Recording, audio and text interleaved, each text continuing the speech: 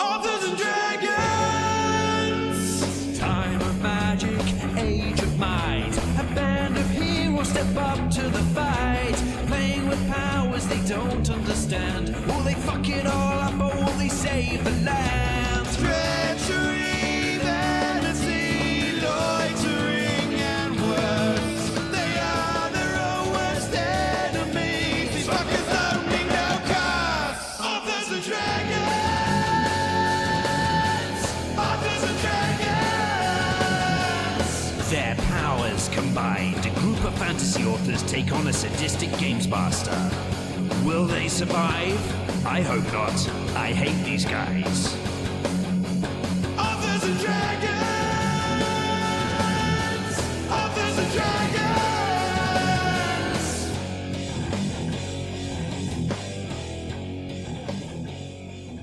Hi, I'm John Hartness, and I'll be playing the role of Fandingo the Fantastical, light-hearted bard with absolutely no yen for combat.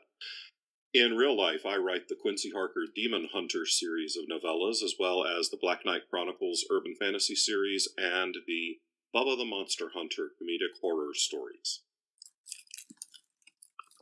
Hi, I'm Joseph Brassi. I play the role of Bjorg Bjornsson, enthusiastic barbarian and star of the soon-to-come Bjorg Bjornsson and the Unbearable Communist story. I was one of the authors in the Mongoliad Project. My debut solo novel, Skyfarer, came out last September. Go buy that shit. And the sequel, Dragon Road, comes out May 1st of 2018. Hi, my name is Rick Gualtieri, and I play Silas Kane and also the mysterious Arrow of the Gods. In real life, I write the Tome of Bill comedy horror series, and I have a lot of new stuff coming out this year, including Shingles Book 2, Gary's Children, coming February 2nd. Get that shit. Hello, my name is Robert Bevan. I play the role of Klaus Richter, notorious ROG. In real life, I write the Caverns and Creatures series of comedy fantasy novels and short stories, starting with the first book, Critical Failures. I'm also the author of the first Shingles book, which has been out for, a couple weeks now. The Ghost of Hooker Alley. Go get it. Hey there, my name's Steve Wetherall, and I play Brandon Fymaster, Monksplainer, and in real life I write a comedy fantasy series, The Doomsayer Journeys. Hi there, I am Drew Hay, the big drunk New Year's baby that's haunting your nightmares. As of now, I write books such as NPCs, Fred the Vampire Accountant, Secondhand Curses, and my newest upcoming release is Superpowers Year 4, available February 20th. And when last we left our intrepid adventurers, they had just been stabbed. Oh no! Oh! Also, there were weird monsters, and they were in a forest, and they were being attacked. But yeah, a peasant woman that Brandon had just punched Brandon back with a sword. She stabbed your feelings. Or did she? Yeah, she definitely missed. We now return to this battle already in progress. Bjorg, it's your turn. Oh, it's my turn? Okay, cool. I've got this one diagonally adjacent to me. So, and I am still raging, so Bjorg is going to... basically be like, Bjorg is going to take his blade that he just pulled out of the previous one, sweep it down, and look at the freaky ad thing and go, "You look like fiber!" And he rolls a 20. A 20 will hit. Modified. Bjorg rolls a 22. For damage. For damage, yeah. And has Fandingo's still got a song going? Yeah, so that's 26 damage. 2 plus 22 is 24. Oh, wait. Oh, yeah, no, sorry, 24. Blah, my brain is not working tonight. It's Thursday. We're drunk, of course. Yes, yeah. More like, thank God it's alcohol.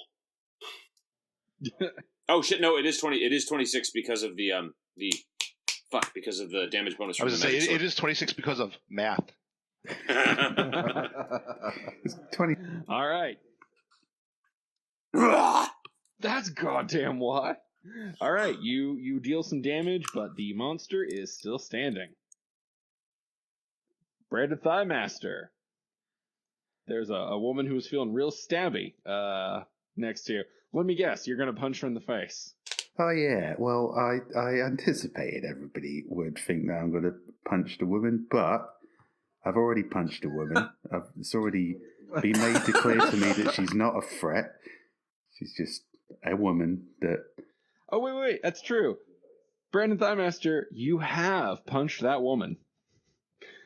And so as you look, you're like, I know a little bit about everything I've punched. And you are still a creature. You are still part of nature. And you know, instinctually, this is not the person you punched. Oh ho ho! Ah. You need to learn more. Yeah, this is some other defenseless woman who's not very good with a knife. No, I'm not. Your knuckles are suspicious. I got a hard time for duking out a defenseless woman last time. I'm going to go into my inventory and retrieve my sack. I will just point out she tried to stab you, so this time she's not the... Yeah. Yeah, but she completely failed to stab me. I still think that the woman holding the sword is like the exact opposite of defenseless. Well, you're not Brandon Firemaster, so I'm going to take out the sack from my inventory, and I am going to attempt to bundle the woman into the sack.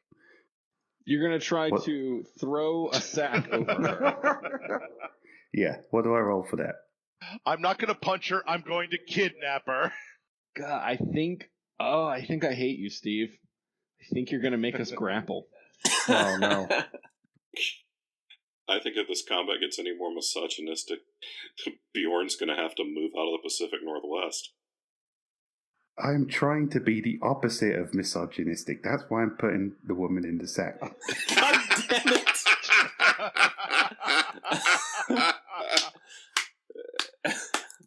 It's just not going to be. Oh, this is not getting better. Anybody.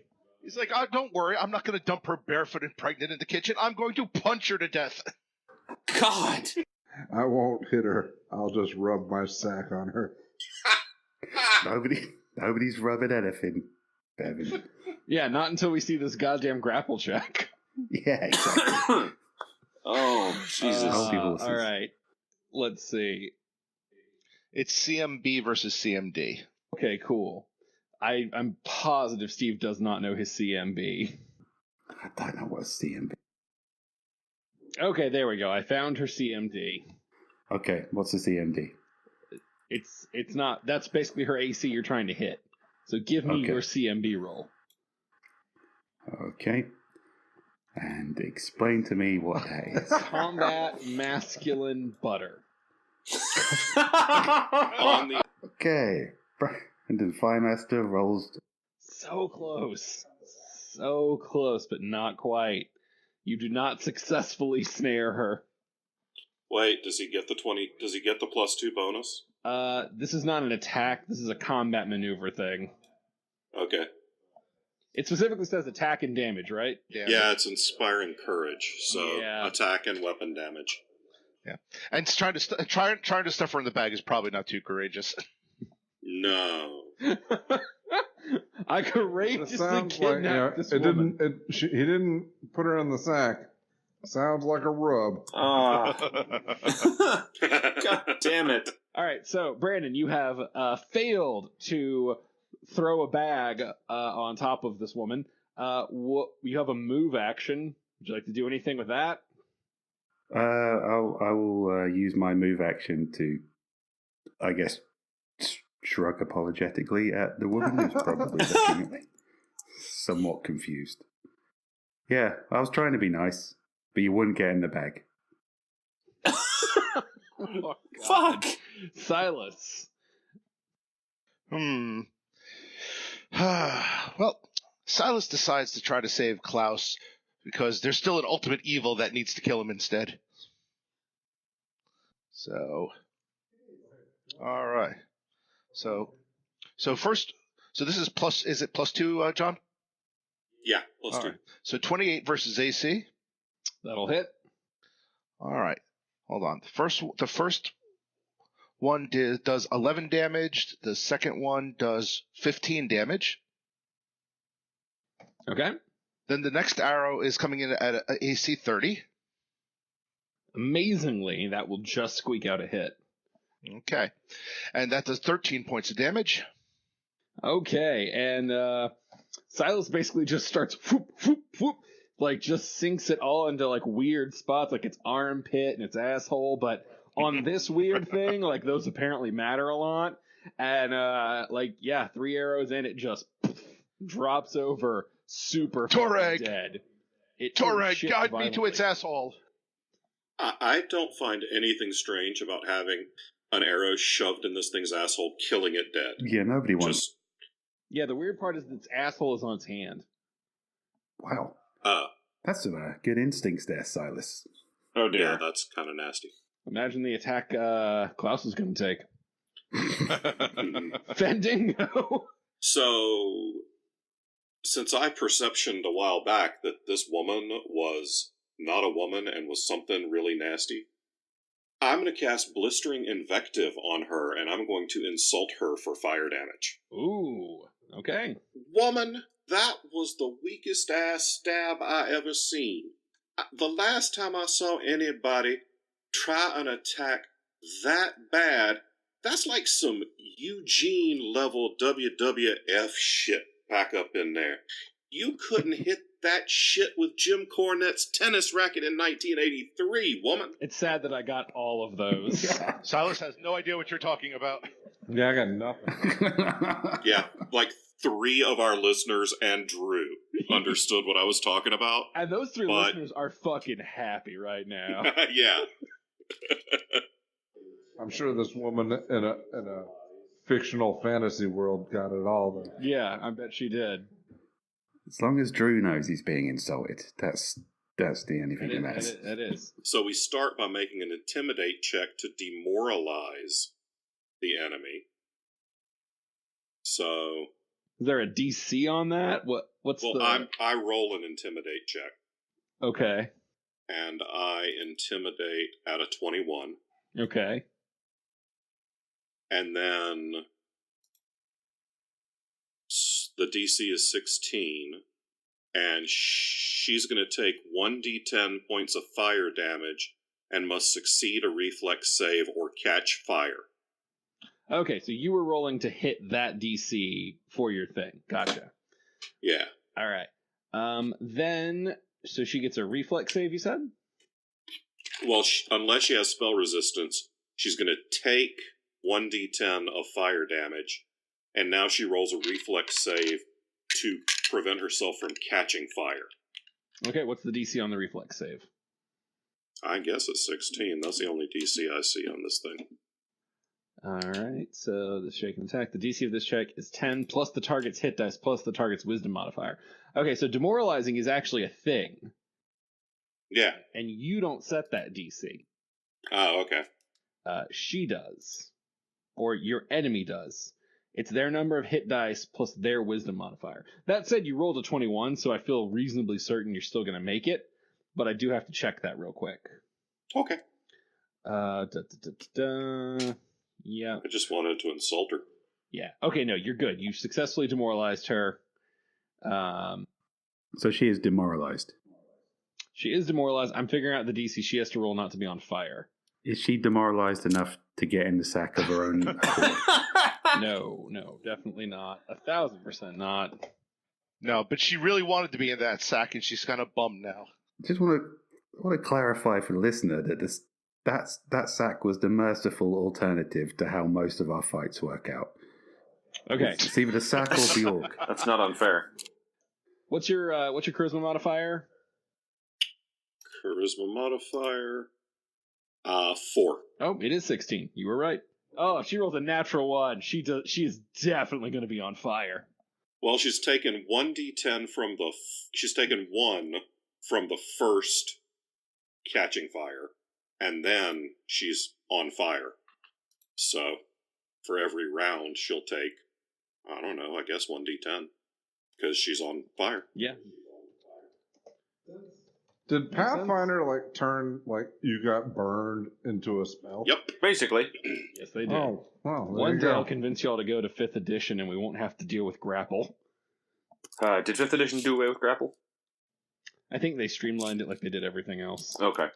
I have to say, advantage and disadvantage are one of my favorite things I've ever seen in an RPG. It's pretty I good, love it. yeah. It's so fucking smooth. And then a meteor hits. Come with 5th edition characters next week. So, all right. So she takes 1 fire damage this round, and she's demoralized. Hang on. Why is no one having a go at John for literally gaslighting this woman?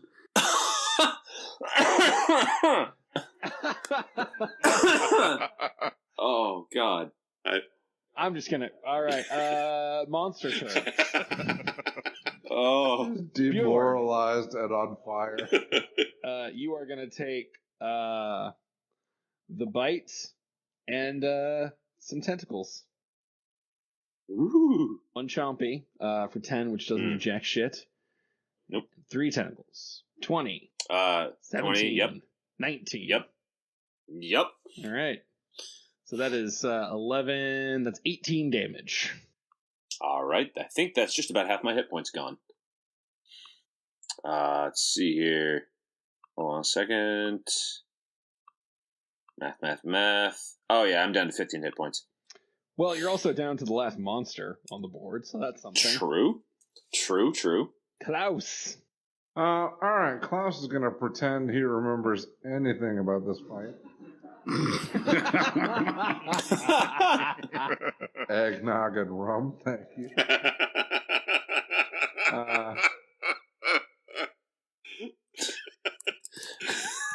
Yeah, this was that episode. Yeah. Yeah. We cut that out of the episode. The listeners never knew. No, well, They do now. one knew. I got a message today said you kind of disappeared at the questions section. We didn't tell them that. They figured that out on their own. Yeah. No. Well, I know. I'm saying, but they know. Our listeners are smart. Or they just know we're a bunch of drunks. Oh, I like that even better. Oh. Dear Lord. All right, I'm gonna go swing my giant. What am I even carrying? A big hammer Axe. or axe or Axe. Yeah. Your axe? All right. So Klaus rolls a 15 plus whatever +2. bonuses from Fendingo's song and plus whatever bonuses from the axe. So 17 plus axe. And all right, Klaus. The damage is a 5 plus those bonuses. All right.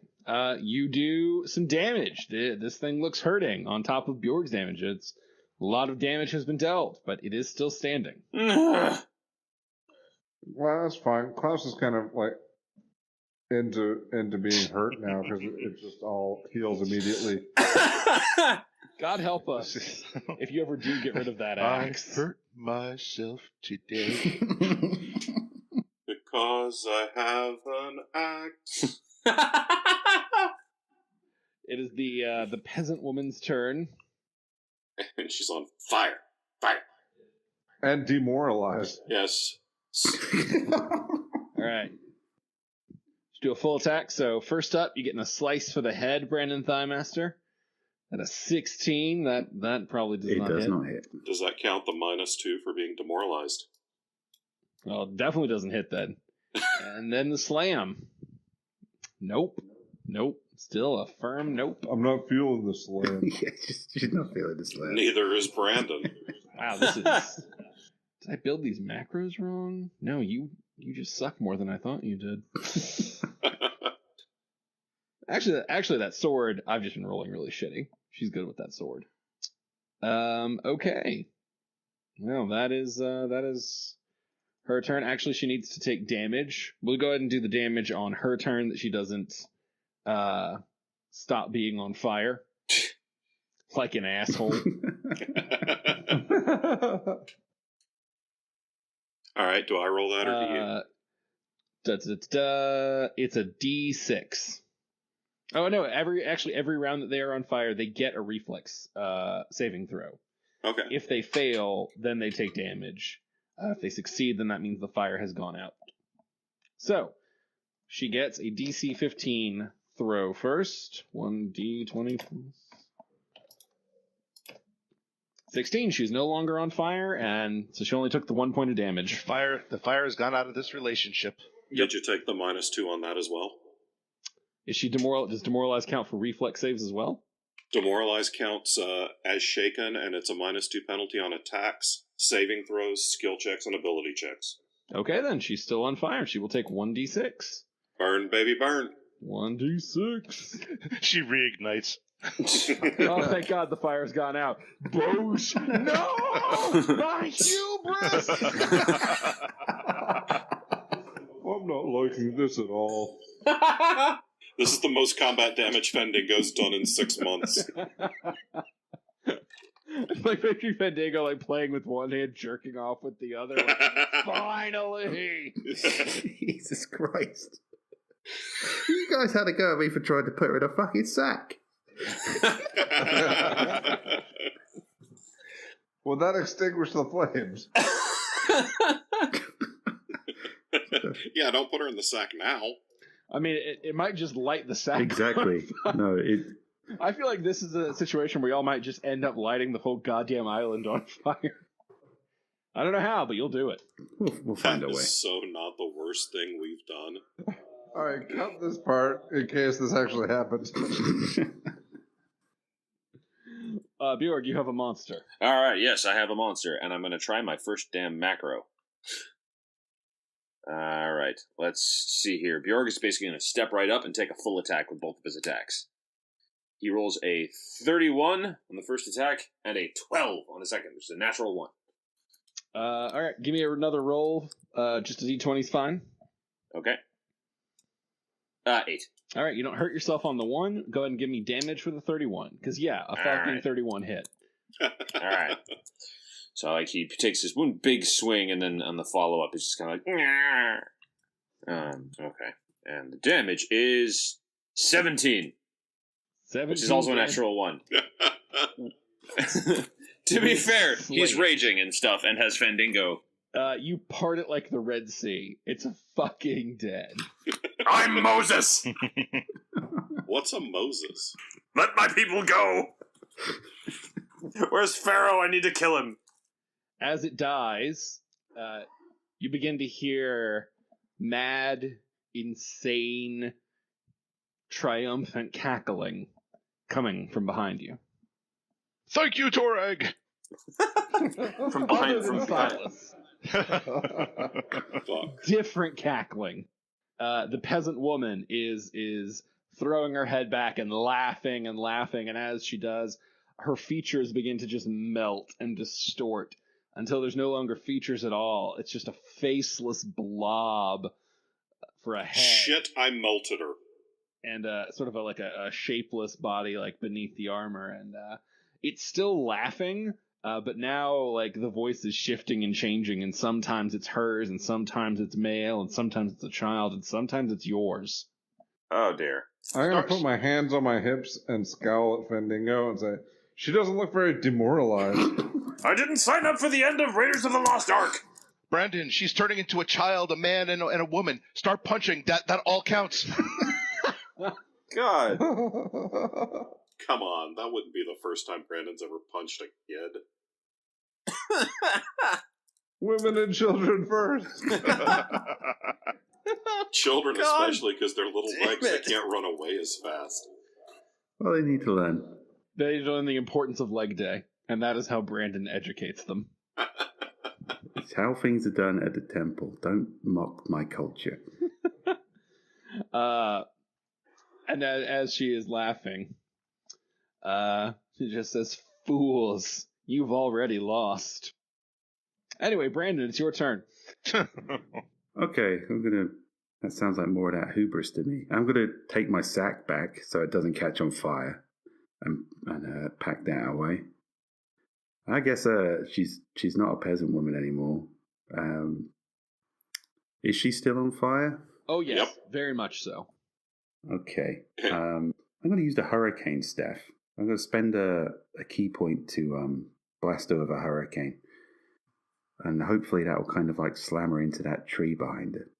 Okay. That looks not flammable. Don't talk to me like I've thought this through, because I haven't. and this is how Dante's Peak 2 starts. So I'm going to spend a key point to use my cool new staff. What do I have to roll for this spell? Do I have to roll anything, or do I just announce that I'm using it? Do you remember the name of your staff? I'm hoping you wrote it down somewhere. Have you met Brandon? Hurricane staff is what I've got written down. I don't know if that's the correct name for it. It's got a double +1. Okay, here it is. It is actually, that's the name of it, Hurricane Quarterstaff. Yes. Somebody at Paizo really just was fucking done that day. They had like a hot day or like a warm meal to come home to, and they were like, "Oh, I gotta name the staff that makes hurricanes. Hurricane staff. Fuck you." I like to think that maybe they were just being considerate for us players who may or may not be drunk when they found said staff. You're lucky. If it was like an hour later, it'd been like, fuck it, it's a wind stick. All right, so it's called Gust of Wind. It's a spell. Yes.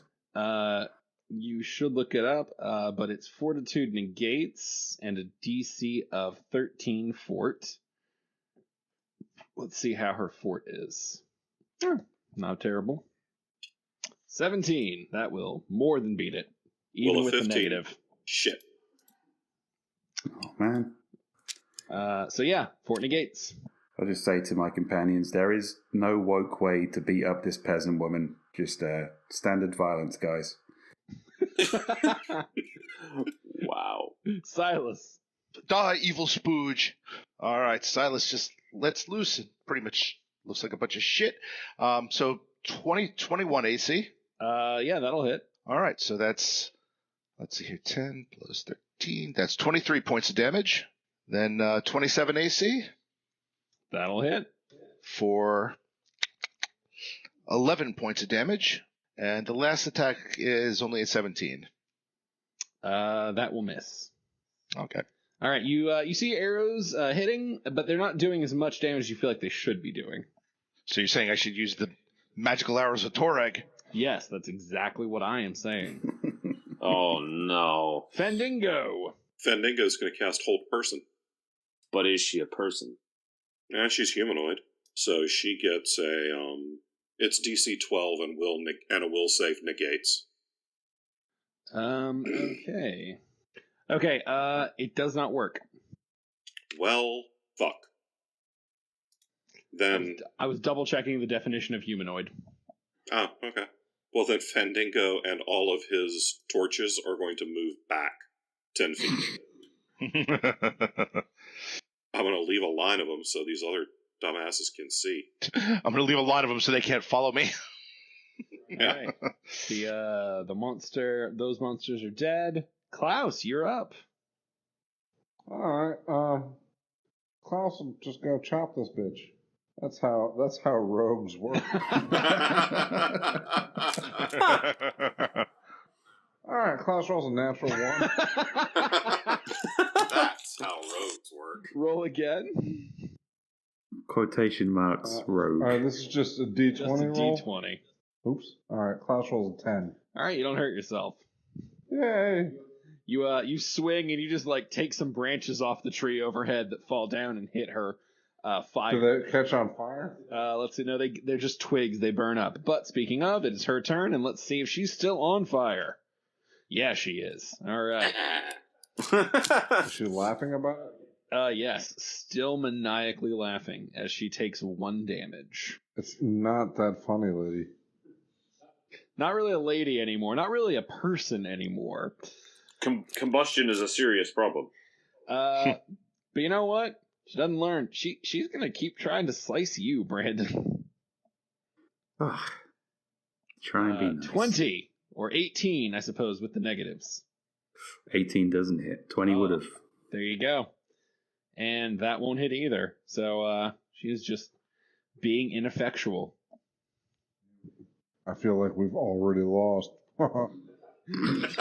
Bjorg. All right. Bjorg is going to heft his sword. And let's see here. If I go between Brandon and Klaus, can I charge?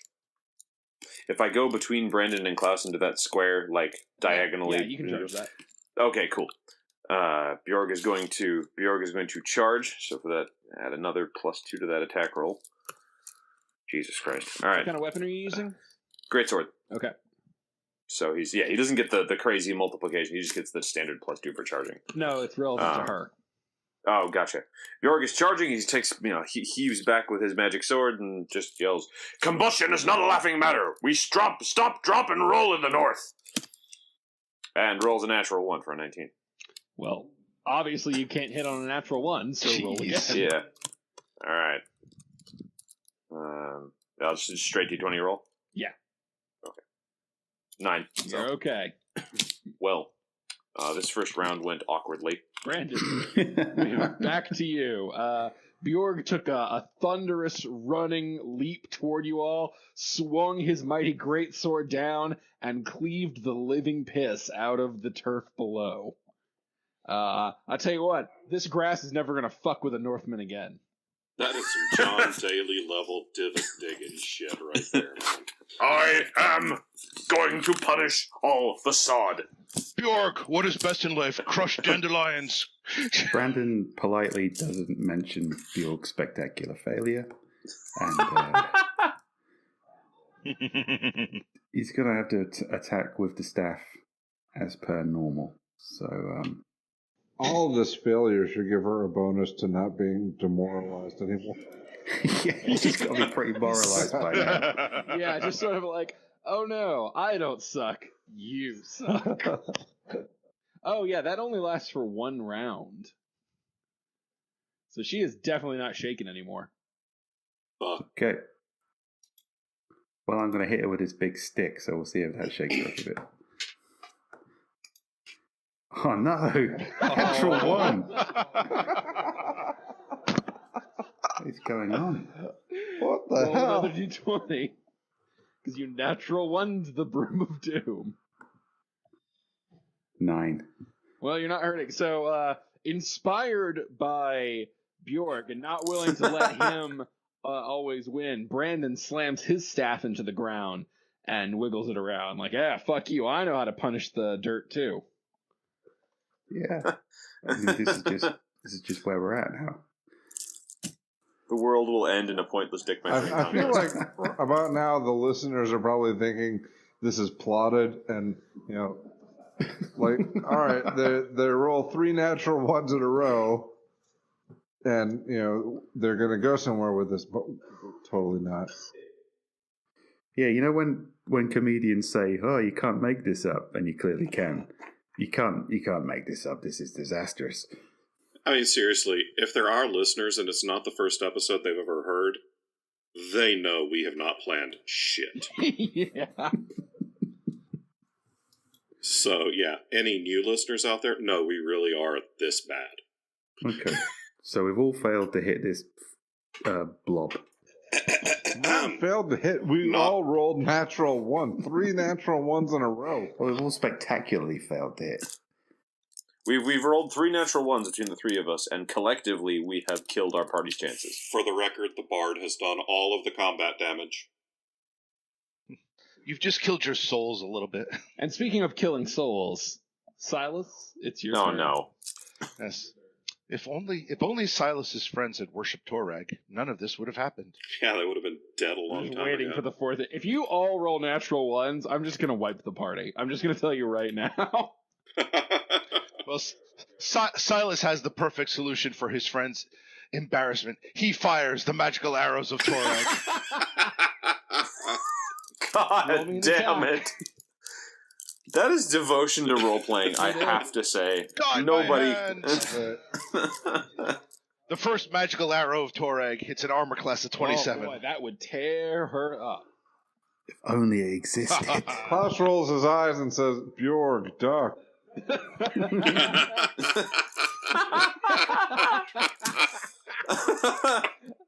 As Silas plucks an empty bowstring. Well, the good news is you didn't natural 1, so we don't have to do a whole party wipe. I'll still get an attack. See, that's how it's done. Fandingo, the party has really done piss all with their turn. Do you want to keep the trend alive? Fandingo has one level 2 spell left. Fandingo's going to cast Summon Monster and try to get somebody who can fucking hit this thing. I mean, she's not that hard to hit if you don't roll natural one. Yeah. We just suck. Or don't fire imaginary arrows. Summon someone that doesn't suck. I'm going to stick with Summon a... Let's see, what's fun on here? Oh, yeah, well, how could I mean, with Bevan on the call, Fandingo has to... I have to summon a horse, right? Oh, God. Shit. Wait, that's your big, amazing defense? A horse? Or offense? I'm sorry, your great offense is a horse? Our barbarian, our guy with the mystical god-blessed axe, and the man with abs of steel all almost critted themselves to death with their weapons of choice. Yes, I'm choosing to throw a fucking horse at her. Well, Holy shit! Where'd that horse come from? That's... Fandingo. Ah, it's a demon horse! No, but I'm saying, how did Fandingo do that, or did John do that? No, Oh, you did that. All right. Yeah. All right. I was gonna say. Bjorg is just gonna heal back and scream, Sleipnir! Well, per the rules of summoning, the horse goes after you do. And then the horse is... I want the horse to attack the fuck out of her. That's why I summoned the horse right next to her. Roll an Yes. attack. Of course. I don't even fucking know how a horse attacks. You didn't look up the stats of your summon before you picked it? Have we met? Wow, you even have to ask that question. Oh fuck, he gets 2 attacks. He's got 2 hoofies. Alright, well. We'll do that. Okay, the horse rolls a 5 with 1 hoof. Which is still better than you 3 put together. That's true. That is true. It's true. And the horse rolls a 6 with his other hoof. All right. Yeah! And Black Beauty! No!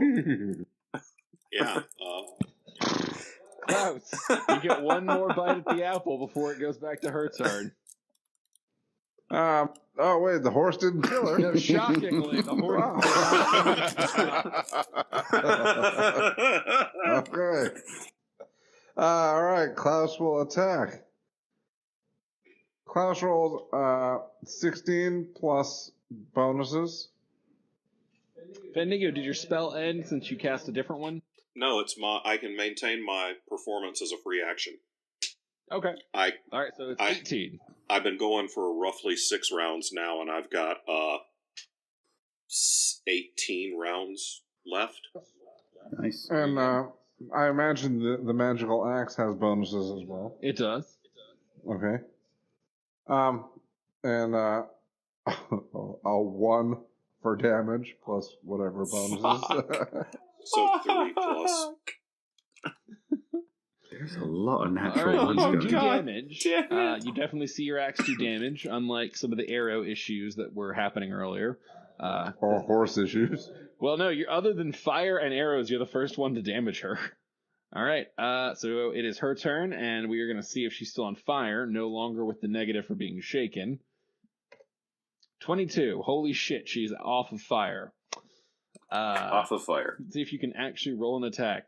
Once Did I more. extinguish the fire with my axe? Yeah, you whiffed so bad. Everybody swinging around her put out the fire. We are literally attacking her so badly that it's helping her. Just throwing up clods of earth and smothering those flames. Next thing you know, the cool balming breeze from our whiffing blades will heal her wounds. All right, one last time, Brandon Thighmaster. She's on a course. She's going to try and cut you. That will not do it. What's she got against me? She accomplishes virtually nothing. You should all feel a weird sense of empathy with We her. should add her to the party. Bjorg, it's your turn. All right, Bjorg is going to do a full attack again. Hopefully, like, this time he's going to swing his sword up from the earth. He rolls a 24 and a 16. That will hit and, wait, 16 with or without John's bonus? That's with all bonuses included. Okay. So if that's with John's, then it doesn't work. Okay, so the second one doesn't hit, but the first one does. That's... Hitting the second time is for men who can't do the job on the first. Well, he does 24 on the first. That will do a shitload of damage. Oh, no, wait, that'll kill her. Oh, okay. Yeah, that'll flat out fucking end that. And so you cleave your mighty blade up, and as she is still ineffectually stabbing at Brandon, you just kind of catch her in the torso and in half. And See, that's how you stab someone. Enjoy your afterlife. Now, everyone roll me perception checks. Oh, this is always embarrassing. It can't be worse than the last round of combat. No. True. Fendingo rolls a 23. Brandon Firemaster rolls a 17. Silas rolls a 23 as well. Bjorg rolls a 5. Nothing to see here. Oh, Klaus rolls a natural 20. Woo! All right. So everybody but Bjorg is going to get this.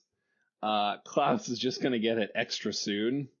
As his axe begins to throb with power as something is approaching. You can hear it like shuffling and crinkling and sort of like moving through the grass slowly. Not like an aggressive, like a plodding, shifting, stuttering, unnatural movement. Oh no. As a gibbering mouther oozes its way into the light. Oh no. It begins just sort of huffing and you hear laughter coming out of its back and its mouth. You should have heeded the warning. You know, with all those mouths, you should consider Torag. Yeah, the god of dick sucking. Oh, it is on, motherfucker. I'm a stable genius. Yeah. Does it have a toupee?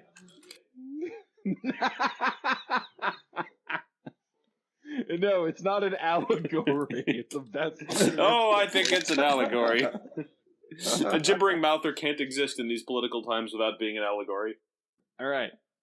And I do like these people or these opponents that come at us with these claims. Like, you've already lost. Chop, chop. You're dead. Yeah. We have taken the one thing that you all love. Torag? I check my pockets for Ron Weasley Jeremy. He's solid, man. He's right there. He flashes you a thumbs up. Brandon Firemaster is still there, so... Fendingo opens up his pants and looks at little Fendingo. Nope, still good. Check the podcast. Do we still have listeners? I mean... There is only one thing on this island that all of you care for, that brings all of you joy. Holy fuck, he's got all the beer. Did he really turn on the beer? Or maybe Gunther. It wheezes and laughs and it looks... You can leave. Our distraction is done. Or kill this empty vessel if you like. When you're ready, come back to the cave. We'll have what you're looking for then. I'm very confused. Darth Vader. No, he said we can leave. All right, peace out. Let's go. I don't know. I'd rather kill the empty vessel. that was also an option. He insulted Torag. Fuck it, I opened fire. All right, well, let's see. I only have 15 hit points left, guys. Let's see what the gibbering mouther does for initiative. Let's see where he fits into combat. Bjorg, I have potions. I'd like one. All right. Wait, let Bjorn put his hands on my shaft of my axe No time for that. and see if that helps. All right. Bjorg, you got the killing blow, so Brandon Thighmaster actually has the first right of action. Well, you totally ignored that. Uh-huh. I was gonna see if that worked. He didn't actually say he was doing it. No, and Bjorg didn't take Bjorg. I don't think Bjorg can do it yet. I think he did a full attack last round, so I don't think he can move because we're still in combat, right? Yeah. Yeah. Oh, Yeah, so- never mind. Although I it's can't- still a little bit out of combat. If you want to try and grab Sure. Klaus's My shaft, shaft. Bjorg will grab Klaus's shaft. His pride is not that, you know. it does not feel good. In fact, feels like you're grabbing onto something that is like dangerously like liquid nitrogen cold, and your hand begins to burn within seconds. This is the Ow! axe, Okay, let it right? go. Let it go. Let it go. You're the owner. All right, it was worth a shot. Yeah. All right, Brandon, what do you want to do? What do I roll to ride this horse? You better ask permission, bitch. Hang on, let's see. Is handling animal still a thing? I've got ride. I can just click ride. No, it's a handle animal. You're going to need a handle animal check if you want to get on that horse. He summoned a monster. He didn't cast a mount spell. Okay. I have nothing for handle animal, but So that's just raw charisma then. I don't really have much of that personality-wise. I don't know if horses find people attractive, but we'll find out. Well, there's rumors about Catherine the Great. Brennan 5 Master rolls a 5. I want to screenshot that roll clip. 5. Skill is untrained. The best way to pacify a horse: finger up the ass.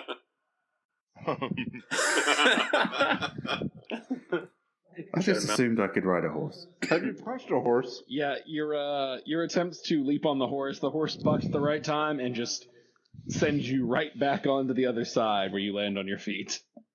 You basically have flipped over a horse now. Hey guys, you see me flip over that horse? I meant to do that. That was ace. All right. Silas, now it is your turn. Oh, Silas is lighting up this Toreg insulting motherfucker. Okay. Is Fandango still playing or no?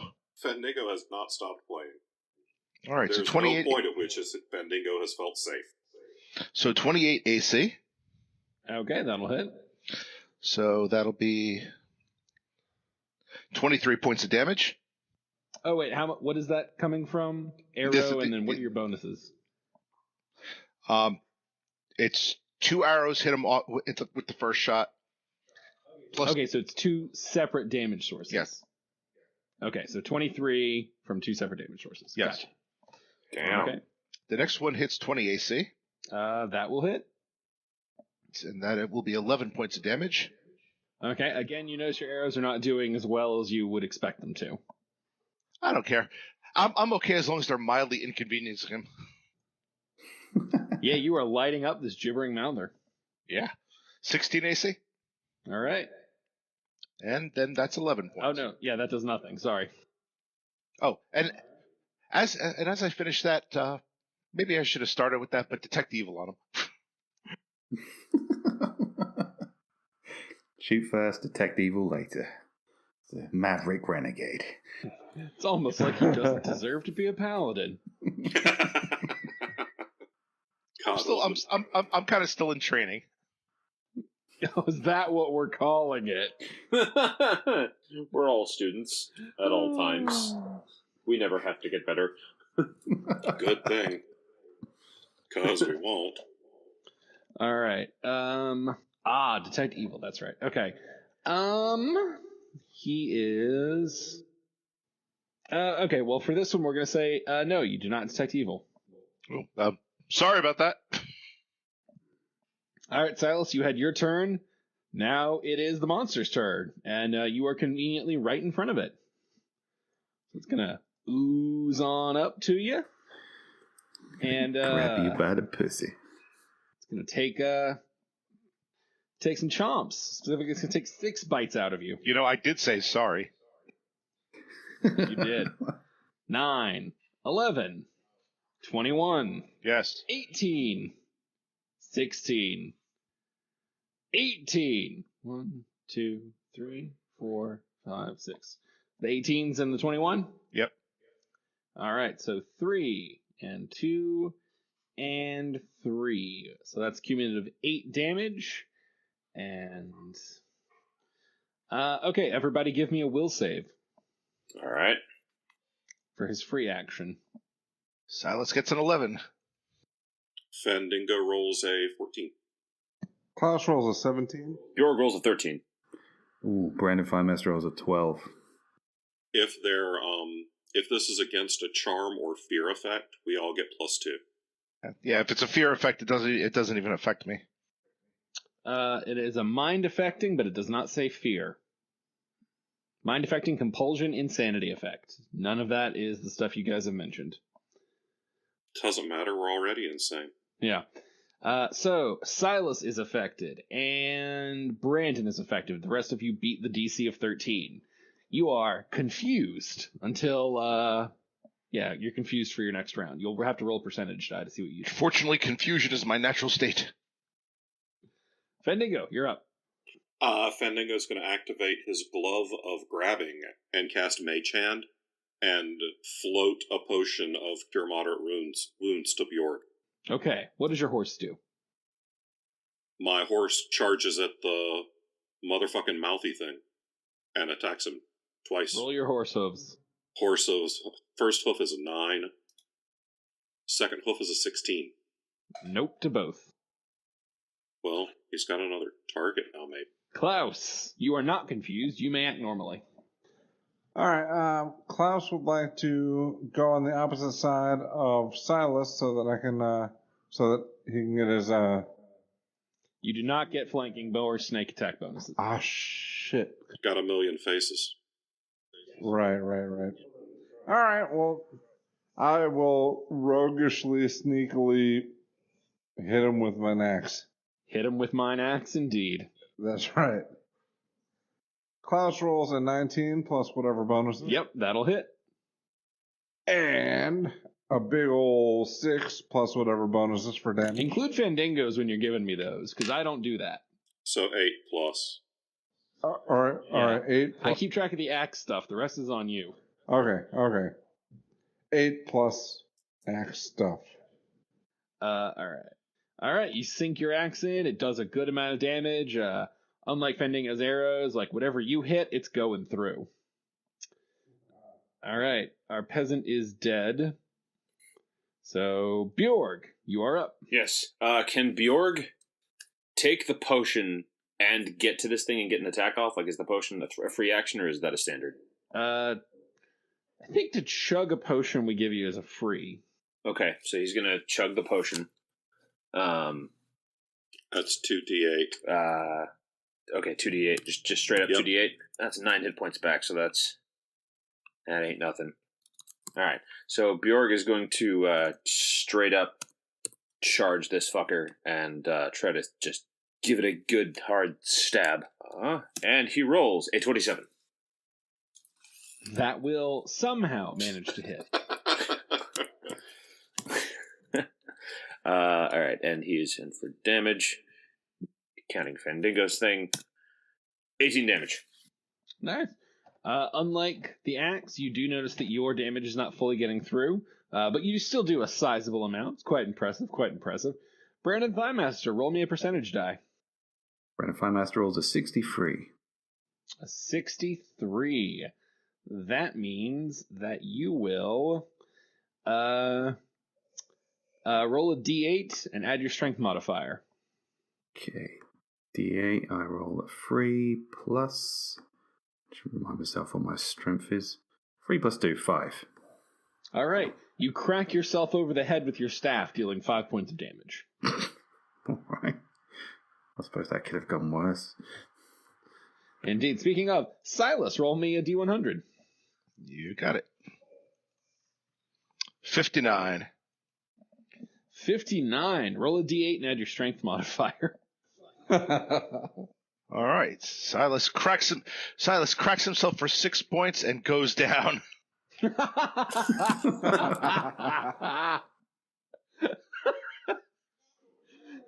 That is the most Silas way to get out of a fight. All right, well, it's the monster's turn, and Silas is down. So the last person to really hurt it was it does not like your axe, Klaus. All right, bring it. 10, 14, 24, 23, 18, 24. All right, most of those hit. So 4, 1, 2, 4. So that is 11 points of damage. All right. I guess I'll go to the bother of removing that. Fendingo, it is your turn. Using Mage Hand, can I pour a potion down Silas's throat? Not really, because you would have to use the mage hand to pick it out of your thing, push it all the way over, then uncork it, which you only have the one hand. Then I guess I'd have to run over to him to pour a potion down his throat. Yeah, you would have to do a move to actually pull that shit off. Alright, well I guess I'll go closer to the fucking fight. Still got your horse to cover you. Yeah. Go ahead and roll your horse attacks. It is always possible. Nat 20. Well, I mean, I go first. I need to see how much I'm healing Silas for first, right? I mean, it's all kind of 6 of one, half a dozen of the other. I want Alright, to see if your horse kills the monster. me too. Alright, so the first hoof is a 10. The second hoof, the horse rolls a natural 1. Roll another d20 for me. God, Alright, it rolls a 4. you got the most pathetic no, horse. You rolled No, it's a natural 2. Sir, you rolled a 2. Yeah. Yeah, that Horse horse rolls is a doing 2. some damage.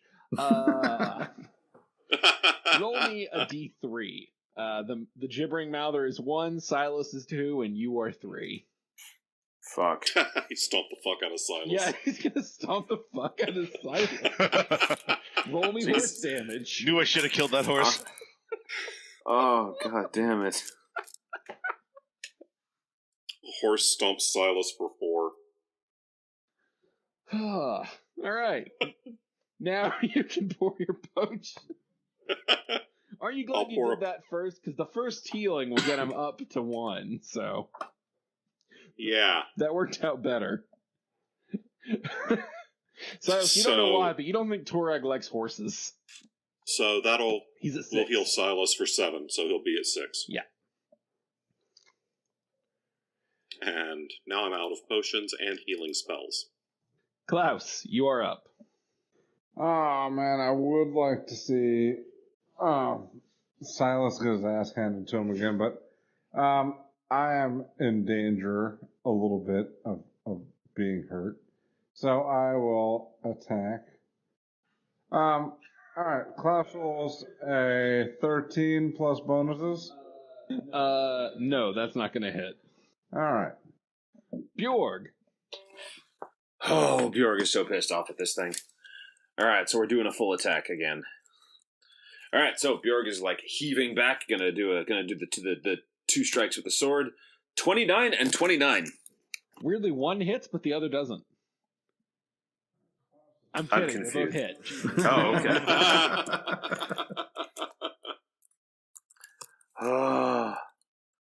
Alright, damage for the first attack is 23. Damage for the second attack is 21. Yeah, you have obliterated this thing. It is fucking chunks. Bjorg is going to look over its remains and just start staking individual mouths. He's never had a necklace made of mouths before. It is, in its last moments, it is still laughing. Well, I'm going to make a necklace of your mouths, motherfucker. Maybe it needs some Torag tracks. Fake news. Congratulations, you have officially defeated your encounter. I'm sure all that talk about taking something you love was not important, and definitely won't come back into play at all. You definitely shouldn't have tried to get information. Anyway, that's where we're going to end game for this week. But don't fear, we've still got more to come. As you know, we take your questions every week while we play at Authors and Dragons, or at facebook.com/Authors and Dragons. We also run a live blog. Yeah, check it out. I'm out of shit to tell you. The John Hartness fireman calendar goes up, I think, in 2 weeks. He's every model for every month. He's always got the fireman hat, so, come around for that. Covering a different part of my body every month. It's like a tangram puzzle at the end. People are going to be really disappointed when they find out you're fucking with them, Drew. You're breaking hearts here. Who says he's fucking with him? Yeah. We don't tell you every secret project. All right, Joe, walk us in, man. What do we got tonight? All right, so let's see here. Our first question. Let's see here. Sorry, I'm poking through these. Okay, so our friend Mark says, are there any plans for having guest DMs again? I mean, plan is a strong word when you talk about this episode in any context. Or about the show in any context. I think based on her response to that Emily is interested in doing it again. So there's one. I'm down for it. Like, it was a lot of fun to do. I really enjoyed it. I would be up for doing it again. Again, I wouldn't had say to do we less planned work? anything. Yeah. I get to be drunk on an episode sometimes. It's nice. I think if we do them, though, I think maybe we'll try to not clump them all together quite as much. I do feel like they wanted a little more variety in like the rotation, so maybe we'll try to sprinkle them out a little more in 2018. But it's something we're definitely open to. So Jim Butcher, if you're listening, fine, you win. You can come to an episode. Does this mean I can go out in the backyard and tell Pat Rothfuss that he can quit throwing pebbles against my fucking window and we'll let him come be a guest GM? No. Okay. You guys are thinking small. J.K. Rowling, if you were listening, get your cocaine ass over here. And See, do we want J.K. Rowling or do we want the cocaine statue of J.K. Rowling? Oh. Yes. I feel like if anyone could provide us with a cocaine statue of J.K. Rowling, it would be J.K. Rowling. Plus, taking this group to the Harry Potter setting would be delightful. And by delightful, I mean sacrilegious to millions of childhoods. Silas would kill so many children. Yeah, it would be the prequel scene of Anakin and all the children except Silas walking into Slytherin. I just want that J.K. Rowling cocaine ass. Oh, God. Let's see here. Our friend, Sounds like our friend. I'm not sure if he's really our friend. It won't be after we answer his question. Okay, so our friend, so fine, not our friend. Explicitly not our friend, Daniel, says, I'm wondering about both the origin stories and the shingles. Do you guys plan to publish them together in the future as collections, or will they forever be standalones? That's a great question. We'll let you know later. Yeah. Yeah. Again, see our thoughts on planning.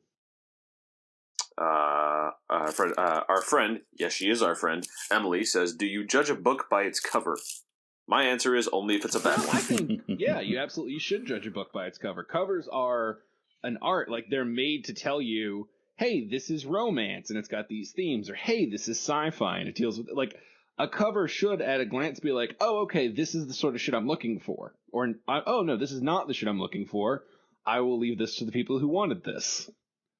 You should judge shingles by its covers. Yeah. Definitely. 100%. Yeah. Because those are some badass covers. Yes. Thank you, John Luther Davis. Thank you, Those John are amazing Luther covers. Davis. Yeah, those are fantastic. Let's see here.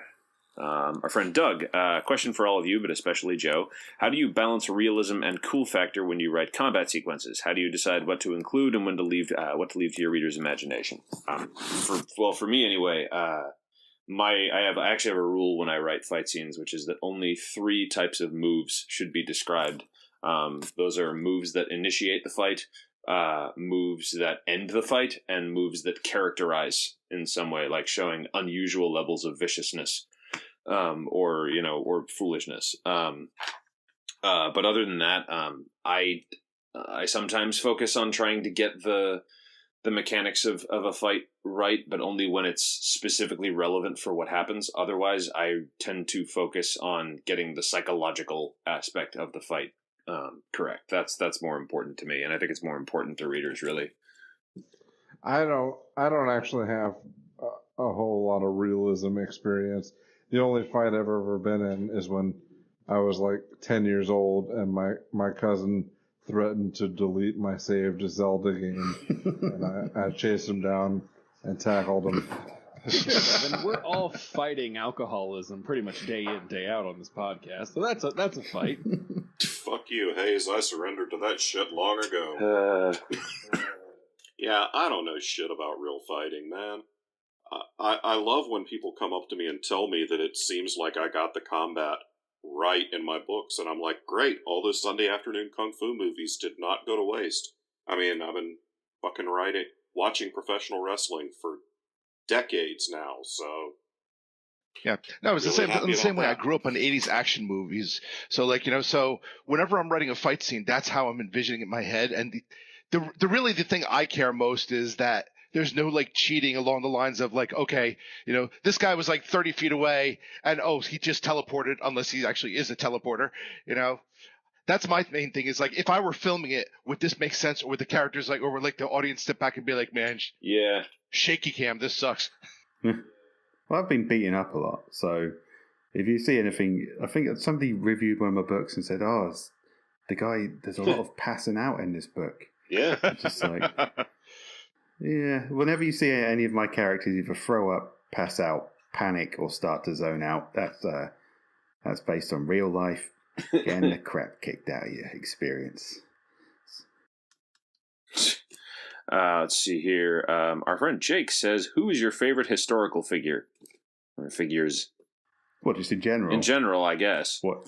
I don't know. In all of history? Oh, man, that's quite hard. No, actually, it's pretty easy for me because I included him in Toma Bill, Alexander the Great.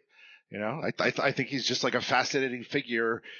This guy who essentially thought he was a god, and essentially, like, for everything he did, was in essence a god until he got killed. As one does. Everyone's invincible until they die. Shakespeare for me. Because I'm a big old theater nerd and he wrote lots of cool dick jokes.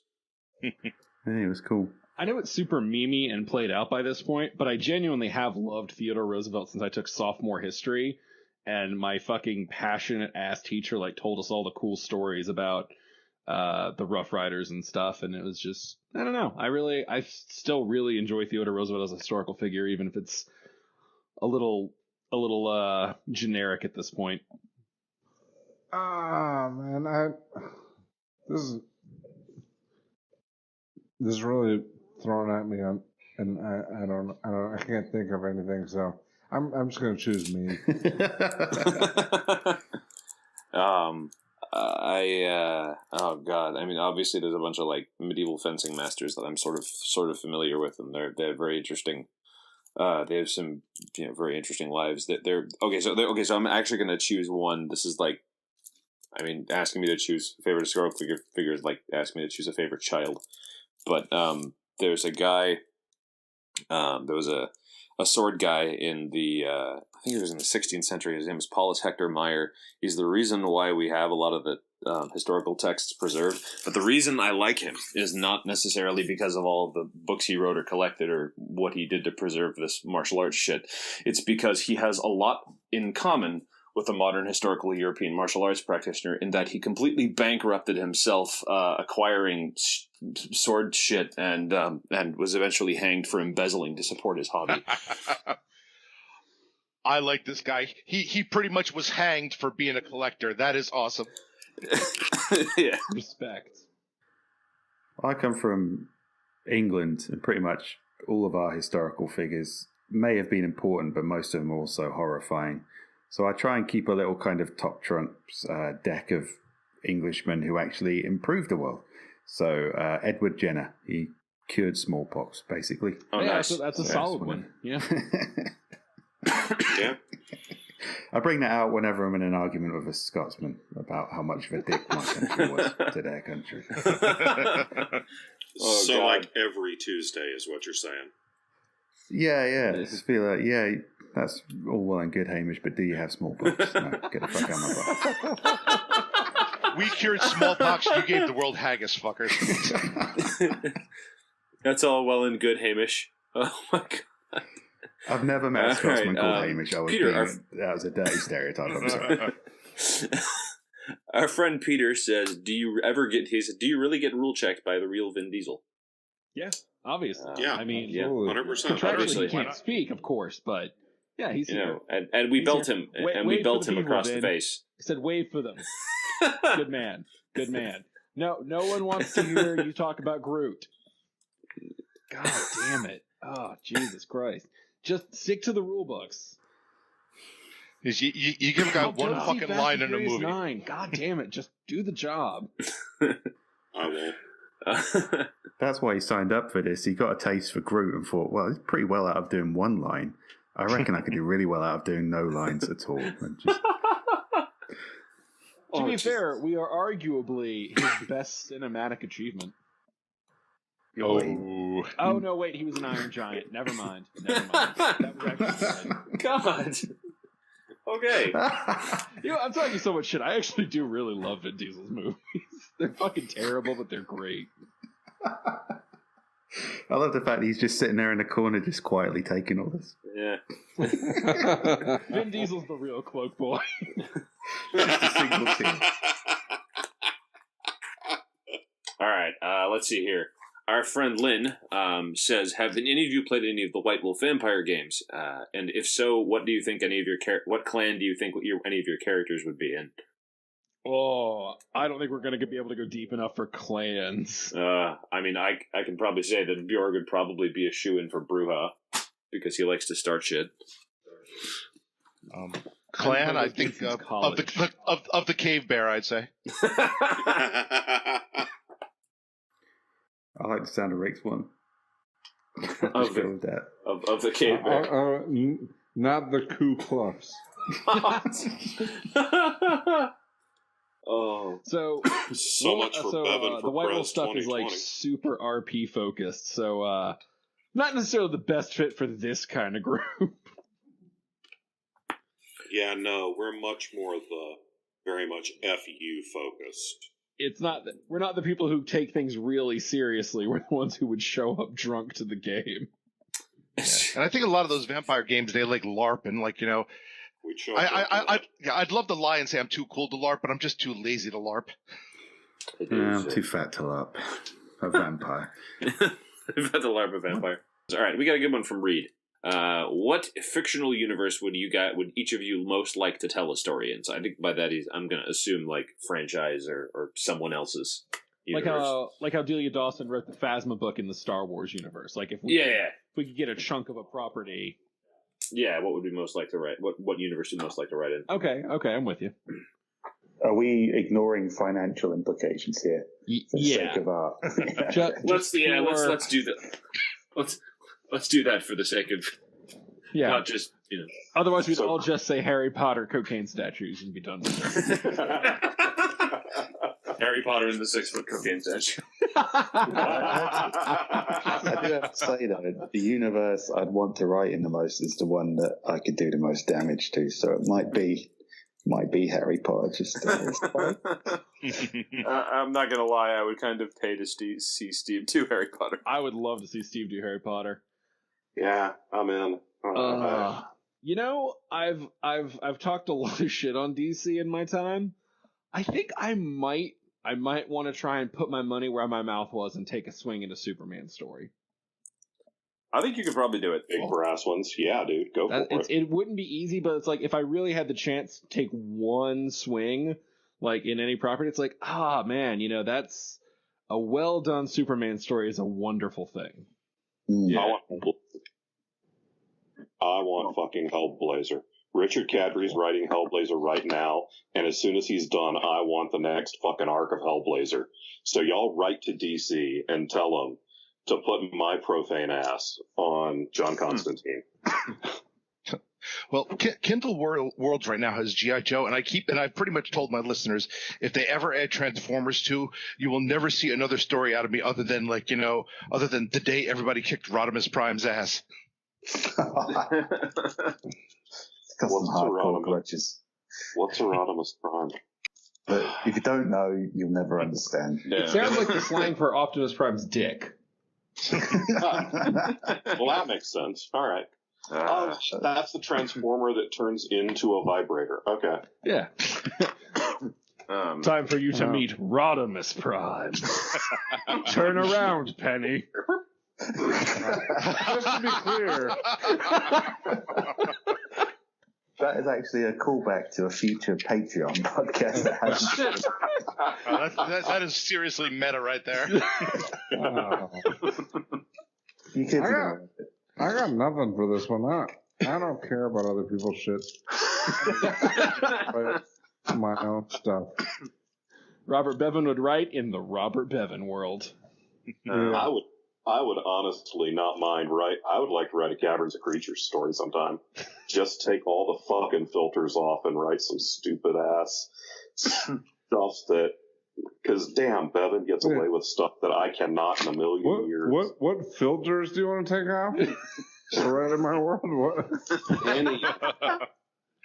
Just the usual ones. This is No, why I'm saying, we're doing what- shingles. All right. That's there is shingles. Yeah. Honestly, I mean, it's such a cliche, but I would love to write a Star Wars book someday. That would be a lot of fun. Yeah. Especially if I could do some fucking Jedi and Padawan, Lone Wolf and Cub shit. I'd be all over that. Last one. Let's see here. Okay, so Patrick says, in your work, you all create a plethora of characters. Are there any that you have channeled yourself into when creating their mannerisms or ways of thinking / acting? Also, my brother Lyle can kiss my frozen ass crack. Thanks, guys, and keep up the great work. That last airing part was part of the question. Was No, well, that was part of the question. You know, he wrote it, and it was article. So I mean, telling people to fuck off is sort of part of our brand now. So yeah, fuck you, Lyle. Yeah, exactly. And while we're at it, Mark, if you're listening, fuck you too. that guy's getting a lot of mileage out of this. Probably doesn't even listen to the podcast anymore with good reason. What's great is we have more than one listener named Mark. Well, Everybody named Mark, fuck you. So, Get fewer and fewer All right, every week. back to the question. What was the question? What character have you infused most of your yeah. mannerisms or your thought process into? So basically, like, which character do we think is the closest to ourselves? Yeah, I guess so. Or like has the most elements of us in them. Mine is a combination of Tim and Cooper. And, two different two different styles of horribleness. And yeah, that's it. so the two horrible parts of both those characters. yeah, that's it. I'm kind of the same way as Bevan in that several of my characters have different pieces of me. You know, I guess all of them do. Bubba's a different part of me than Harker. I mean, I'm not nearly as cool or as badass as Harker, but I'm fat as Bubba, so that fits. I'm as big a nerd as Jimmy from the Black Knight Chronicles, so that all works. That kind of shit. Yeah, I kind of a split as well. Bip from the Doomsayer Journeys, basically a polite, well-meaning guy, and Karaizu from Far Into the Dark is basically a belligerent, drunken dickhead. So, yeah, those two guys. I would say Funtime Drew is a mix of Herschel and Roy Daniels, the drinking spirit of Roy, and a body closer to Herschel's, if we're being realistic. But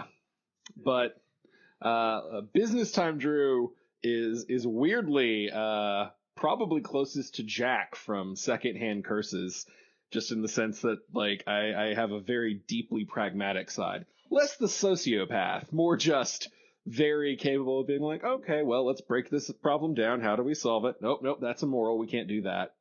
But it's like just the It ability sounds to like you're running a game there. cut it through and be like, all right, how do we fix this? Let's see here. I would say, I'll just stick to Skyfarer for this. Harkin is basically my coaching philosophies turned into a person. Amy has my kind of curiosity and ambition, and Elias has all of my self-hatred. Yeah. I mean, in my case, I kind of split myself up amongst Bill and his two roommates. So Bill kind of like, that's kind of my socially awkward side. Tom is my bit of obsessive compulsiveness, and Ed is the part of me that's sometimes able to just pull back and just not give a shit. I have to take down my pictures of Sally while thinking about you now. You don't want to know what part of me went into her. Oh God! She'd probably be pretty quick to say the same party. No party you was getting anywhere close to getting into her, pal. Yeah. On that mental image, we will leave you, dear listeners. God help you in the coming weeks ahead. We'll be back in 2. We'll see you then. Bye. All right. Bye. Bye. Authors and Dragons is brought to you under a Creative Commons license, meaning you are free to share this material so long as credit is given to those who created it, which is us, the people you just heard play the game. Opening and closing themes performed by the Gore Core 4. Authors and Dragons! Authors and Dragons!